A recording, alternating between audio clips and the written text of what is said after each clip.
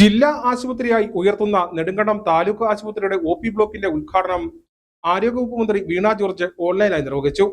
ആശുപത്രിയുടെ വികസന ചരിത്രത്തിലെ ഏറ്റവും വലിയ പദ്ധതിയാണ് കിഫ്ബിയിലൂടെ സർക്കാർ സാധ്യമാക്കുന്നതെന്ന് മന്ത്രി പറഞ്ഞു. നെടുങ്കണ്ടം ജില്ലാ ആശുപത്രിയുടെ OP ബ്ലോക്കിന്റെ ഉദ്ഘാടനം ആരോഗ്യവകുപ്പ് മന്ത്രി വീണ ജോർജ് ഓൺലൈനായി നിർവഹിച്ചു. നെടുങ്കണ്ടം താലൂക്ക് ആശുപത്രിയുടെ വികസന ചരിത്രത്തിലെ ഏറ്റവും വലിയ പദ്ധതിയാണ് കിഫ്ബിയിലൂടെ സംസ്ഥാന സർക്കാർ സാധ്യമാക്കുന്നത്.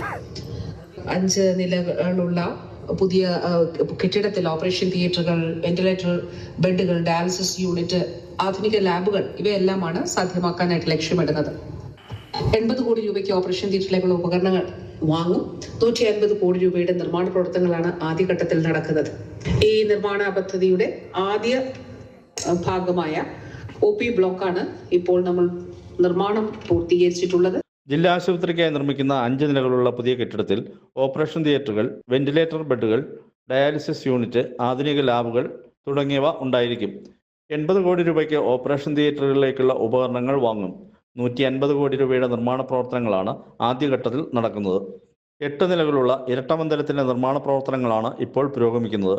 ഹൈറേഞ്ചിലെ മികച്ച ചികിത്സാ കേന്ദ്രം എന്ന നിലയിൽ മിനി മെഡിക്കൽ കോളേജായാണ് ആശുപത്രി വിഭാവനം ചെയ്തിരിക്കുന്നത്. ആശുപത്രി പൂർണ്ണതോതിൽ പ്രവർത്തനം സജ്ജമാകുന്നതോടെ എല്ലാവിധ ആധുനിക ചികിത്സാ സൗകര്യങ്ങളും ഇവിടെ ലഭ്യമാകും.